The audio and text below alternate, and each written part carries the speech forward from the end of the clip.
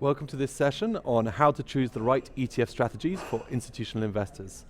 I'm Henry Cobbe from Elston Consulting. I'm joined today by a panel. I'll ask them to introduce themselves. Hi, my name is Sjef Pieters. I'm the head of European sales and distribution for KraneShares. We are a manager, a provider of ETFs, primarily focused on China and Chinese exposure. Thank you. My name is Christopher Peel. I'm the Chief Investment Officer for Tavistock Investments here in the UK. The firm specializes in managing money in the ETF space. I'm Alan Lane, the co-founder of Algo Chain. This is a fintech firm that's developed a tool to help users select ETFs using AI and machine learning techniques. Great, so we've got a provider, a manager and a research provider. That's a good mix. First question, really to the manager. Where do you go for ETF research? Where do you look? What sorts of data do you use and to find most of what you can out about ETFs? We tend to do all of our own research internally, primarily because we're looking at the underlying index that the ETF is tracking. So we look at our portfolio on a look-through basis. So primarily when we're sourcing an ETF, we've already identified a market exposure we're trying to create. So the ETF is the toolbox that allows us to aggregate risk at a wider portfolio level. Okay, and Alan, I know you're building out this research capability. How does what you do differ to the mainstream research providers? Well, we believe that actually don't matter who you are, be it a big firm or a small firm, in the end you will use data and information to do your due diligence and your selection process. And it's the extent to what people are actually doing that. And it stands to reason that if you're an institutional firm looking to put on much bigger trades in much bigger portfolios, then you're going to look to that second level of detail. I guess, are we different from what a lot of firms are doing? No, if you think those firms are the big quant shops, that's where we learnt our technique in the past with our previous jobs. But compared to the typical wealth manager, we're probably using, I'd say, much more, data-driven analysis. Okay. And Sjef, when it comes to research providers, are there some key names that you need to make sure you're being screened by to make sure you appear on buy lists? I think that varies by which end client you are working with and which ultimately who's the investor. So I think that institutional investors like pension funds and insurance companies will use different providers than private banks and wealth managers. So on the private banking side, it's probably firms like Morningstar. On the institutional side, obviously there's the Bloomberg platform, but there's other more specific research houses. Okay. Do you have to do quite a lot of education? Because I know that the ETFs that you offer in China are quite different to the kind of the mainstream ETFs. So just how do you get those differences across to potential fund buyers? Yeah, absolutely. So I think what clients look at when they're selecting an ETF is obviously first, what is the asset class and what is the benchmark that they're selecting. So they're doing benchmark research first. And then when they look at ETFs, they will look at how are the ETFs constructed? What are the underlying securities that are being bought? Is it a fully optimized fund? Is it a fully replicated fund? Is it an optimized fund? Does it include a synthetic component? So I think that once the investor has made the initial choice of going into a certain market, that's when they do the deep dive, and that's when they will really look at the ingredients, so to speak, of what makes up that entire ETF. Christopher, as a manager choosing ETFs, would you agree with that process? What's your process for choosing an ETF? Well, at one level, it's the size of the underlying ETF itself. I have some liquidity constraints that prevents me from being more than 25% of an underlying ETF. But going to your point, we expect to be able to work with the ETF providers themselves to get the granularity of underlying market exposure, so that we can model it at a holistically at a portfolio risk point of view. I'm not sure if that is the mainstream approach to building portfolios of ETFs, but we expect to see full line transparency at a position level so that we can look at the risk on a backward looking basis, on a forward looking basis using consensus forecasts. But there's a fair amount of, going back to your point, there's a fair amount of quantitative analysis and number crunching that we certainly go through before starting to make an investment in a certain ETF. Okay, so that's your selection process. Alan, what's missing, what we've heard so far? We've heard about looking at exposure, looking at size, liquidity, position level, risk. What else would your AI system be doing in addition to those criteria? Before we answer that, I think we should make sure we check our 101s now, and that is that let's try to understand the difference between what we're calling and identifying as an institutional investor to then a wealth manager and then perhaps a financial advisor. And the level of due diligence and process that each one of them will take will clearly vary. If you're an institutional firm, you're pretty well not going to look at any ETFs if they don't have 100 million under management. And what that does actually in the process is for a lot of firms who are launching their first ETF, they can't sell it to institutional, and the smaller shops are not going to buy it. So that's a real challenge they have, but that's a separate story. Again, another way to think about this puzzle is that the 80-20 rule will apply to any list of products that probably 20% of all ETFs account for 80% of assets under management. And if we stick with the top 10 index exposures that really drive the whole industry, S&P 500, Eurostoxx 50, indices in Japan, the FTSE 100, etc., the NASDAQ, then you've got more than one provider offering that product, okay? And if you're a small firm, the material difference by getting something for 1 basis point cheaper than another or a slightly worse tracking error is important, but in the end it's neither here nor there. If you're managing a very large position, then it's worth taking that extra effort. So where, for example, the story will get a lot more interest in is we know institutional firms do like fixed income ETFs. Fixed income ETFs take a product where the underlying securities, the bonds, don't trade on an exchange, but the ETF does. And therefore the challenge of liquidity comes under the microscope much more.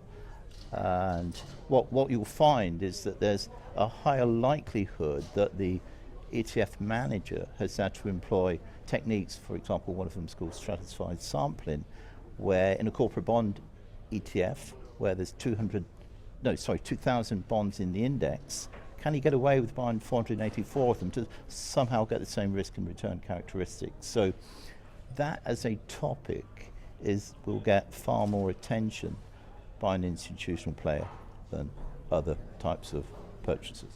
And on that, would you say, you mentioned the bond sampling is a very interesting area of growth at the moment. Yeah. Do you think that bond ETFs require more due diligence than an equity ETF because of that sampling issue that you mentioned? Well, so we know that there's been a mixture of views on the liquidity of fixed income products over the years. I'm a great fan of them. I would be unbiased. In my time years ago, I was designing them when I was at iShares. We've seen them come through the great financial crisis of 2008, where corporate bonds, they provided access to people to, get some liquidity. But it's both more complicated and simpler. When something's more complicated, it means actually you're faced with far less realistic decision points. There isn't such a broad, a lot of ETF providers have struggled to dominate the fixed income space because the barriers to entry is very high. Therefore, you don't have a big range of products to select from. So you might be choosing from one fund from two. Less so if you're talking about a mainstream equity index. So the problem's harder, but it turns out to be easy because there's less decision points, somewhat ironic. What about you, Chris, on the bond side, while they're still on bonds? Well, I spent most of my career at Salomon Brothers on the bond trading floors, and back in the 90s, I did a large number of index swaps on the Salomon World Government Bond Index as an example. And you're absolutely right. There is, mathematically, you don't have to necessarily buy. If there's 1,000 bonds in the underlying ETF, you can with minimal tracking error, you could replicate the total rate of return of the index with a subset maybe of 10% within very minimal tracking errors. But going to the actual, one of your main, your question was, in the ETF space, the bond family has been underrepresented as a percentage of bond markets themselves. It's a combination. There's just many small securities that end up going into the bond indices.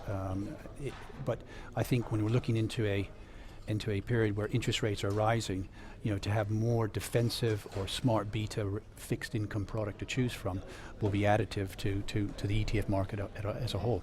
If I could just add one point, because I think it's the central point, is that when the ETF issuer decides to launch a bond product, they've done a huge amount of work to design their selection rules to find the best eligible bonds that are going to make a great index. That's documented. That's called the methodology of the index. So if I'm then an institutional buyer, I'm going to go straight to that document. I want to know what the duration is of the portfolio, what the breakdown to sovereigns and to triple Bs. It's inflation risk, credit risk, rates risk, obviously, and that is what I'm buying into if I'm an institutional buyer. What are the characteristics? What do I need? Does it tick the boxes? So in a way, it's giving you a very transparent methodology, a very transparent approach in terms of what exposures you're getting access to. Yeah, and just if I can hop in, just another point which I think is important to revisit is the fact that in equity land, equities trade on stock exchanges. In bond lands, the majority of bonds trade OTC, and yet bond ETFs trade on the stock exchange. So is there a disconnect? Are the market makers trading bond ETFs or providing liquidity?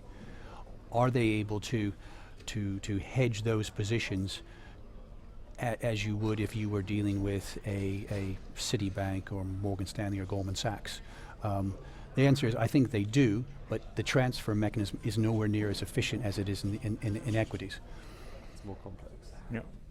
And I think in addition to what you've just mentioned about looking at the index methodology, I think where ETF selection for institutional investors differs from selecting, let's say, an active manager, is that they also look at what I call more like the technical details. What is the tracking error of the ETF versus the benchmark? How is the ETF structured? If it's a synthetic ETF, what is the counterparty risk? Who do you have it to? But also things like securities lending. And I think it's, historically there's been a lot of debate between, synthetic and physical ETFs. But again, on the securities lending side, I've often given this example is that if I want to borrow £100 from you, I'm not going to give you £100 in collateral. So there'll always be some kind of a mismatch or a difference in between what the collateral is like, how liquid it is, etc. So I think that these are things that are more specific and more commonly done by institutional investors when they're researching an ETF versus an active manager, where it's much more about, what is the strategy, what is the track record of this person, what is the style of their investments. So coming back to the research concepts and how institutions are analysing, say, your ETFs out there, it's a given that they're looking at the exposure, they're looking at the methodology, the differences in methodology, but then getting the nitty-gritty of it. We've established size, liquidity, tracking error, structure, lending. So almost like it's not just a performance issue, because it's not about outperformance or underperformance. It's about accuracy, or what I call fidelity. So tracking difference, kurtosis, these very granular performance metrics. In addition to the more kind of structural due diligence questions as well. Is it UCITS, etc. Yep. So I think that's. Are there any other checklists that you would apply to that? Obviously, liquidity is a very important one. I think that what you've mentioned about the fixed income ETFs is the nice thing is they actually add a layer of liquidity to the markets, and what you'll often see is that the fixed income or even the equity ETFs have a smaller spread than the underlying basket does. So that's great. There's been a lot of debate. Obviously a lot of active managers have been warning for a liquidity issue in ETFs, but there's in the end, whether you're buying an active fund or you're buying an ETF, you're buying exposure to bonds or equities, etc. So there's really not that much difference. the nice thing about an ETF is that you exactly know, and your market makers and liquidity providers know exactly where the exposure is. So, which of the underlyings are open if there's a liquidity event, whether the spread's in them. And it's really, I think it's the transparency that helps provide an additional layer of liquidity. Actually, that's a key question for you, Sjef, as regards your China ETF, particularly the A shares. There's more kind of illiquid and more niche exposures, certainly for global investors. If the underlying market was suspended, would your ETF continue to trade? Well, potentially, if some of the underlying names are suspended, it is possible to still price the ETF. If the entire market is closed, obviously not. Market makers, liquidity providers need to be able to access the underlying market to manage a creation or a redemption.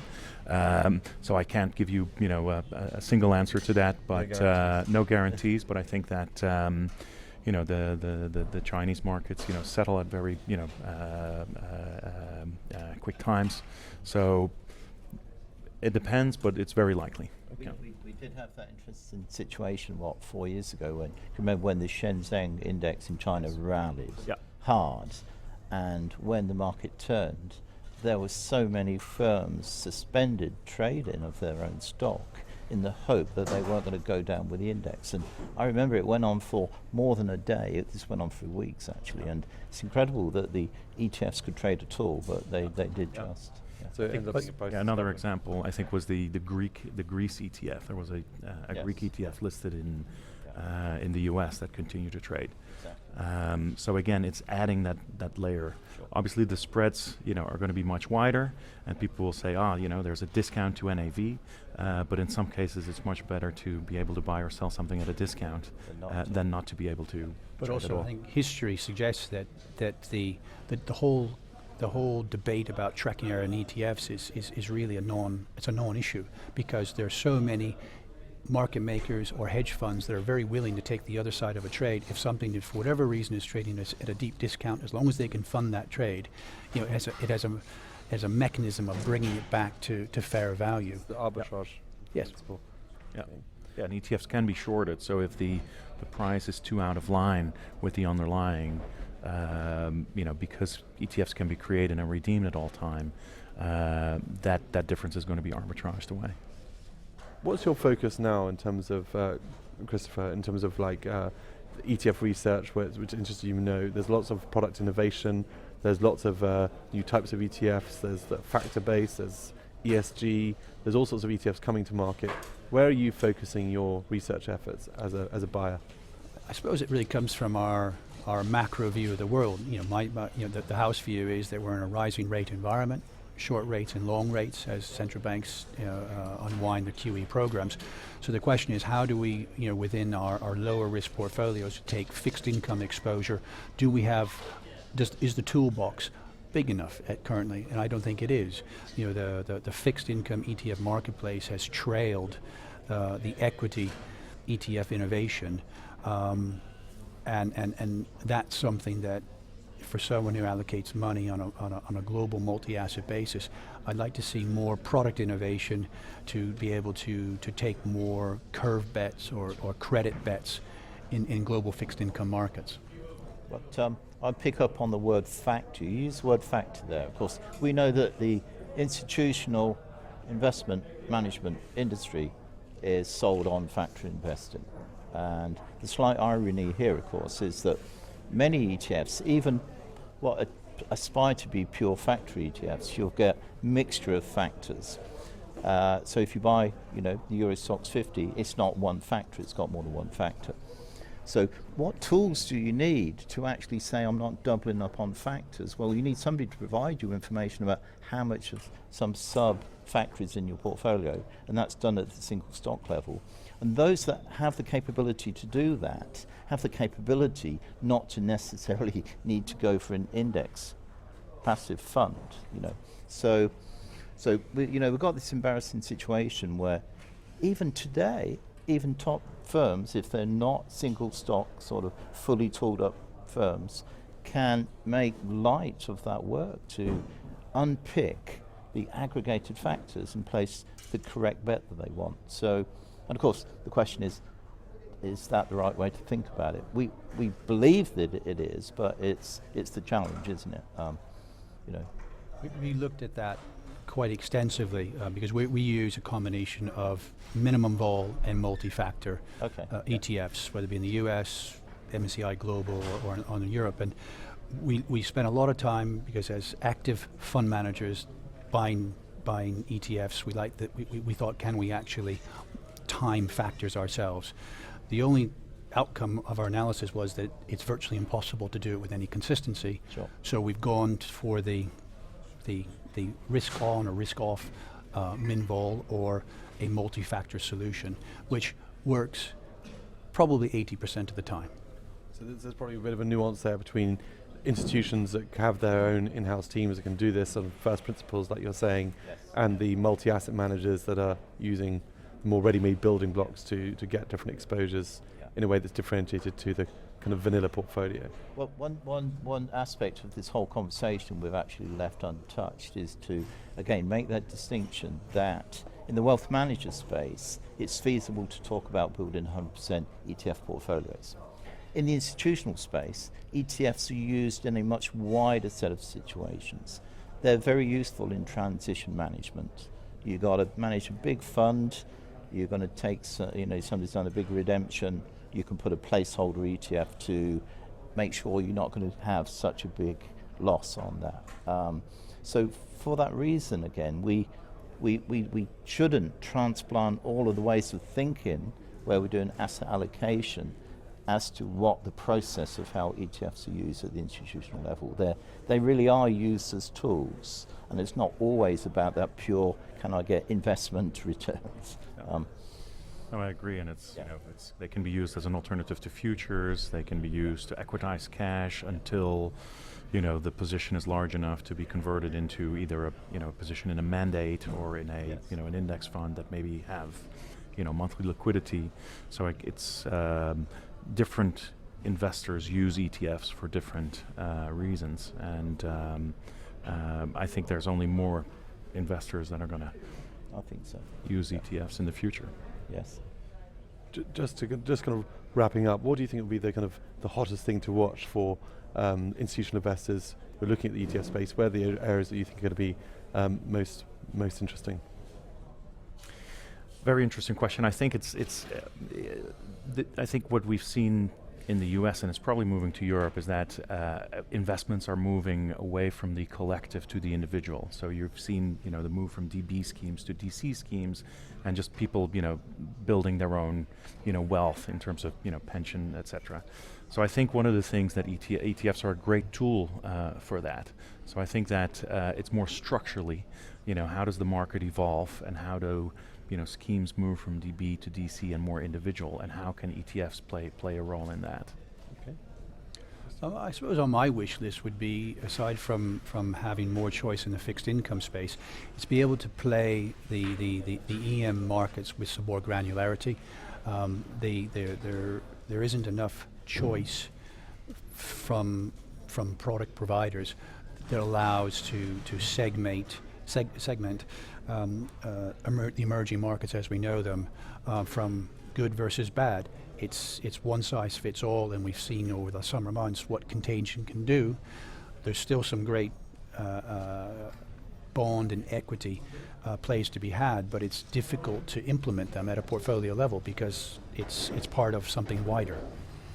Yeah, my take on the question is quite different actually. I take myself back to 2003. I remember commuting to work. I worked for a big sell-side firm, and I realized in my briefcase I had better technology that I was going to find on the trading desk at work. It's the real world moving faster than institutional firms.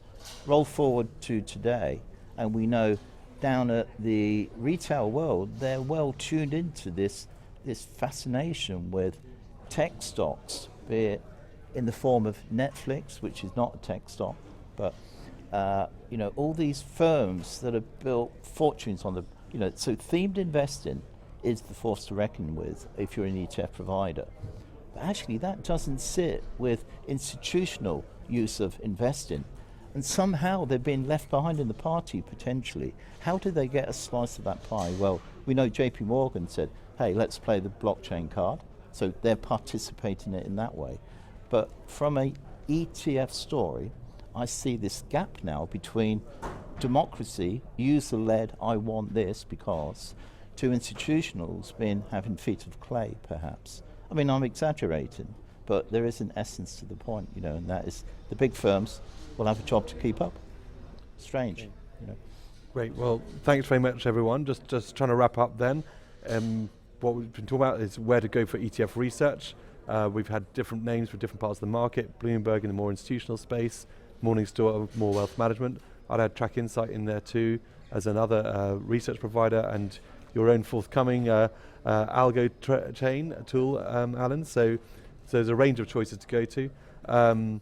As regards the choosing process, selection process, size has been a recurring theme, the 100 million minimum, liquidity, tracking error, tracking difference, structure, and all the standard due diligence questions. And very finally, in terms of focus, seems to be a consensus that we're a lot of interest in the bond ETF space and additional granularity in the bond ETF space, as well as some greater granularity in emerging markets too, for greater differentiation. So thanks very much for attending the panel, and thanks very much indeed. Thank you.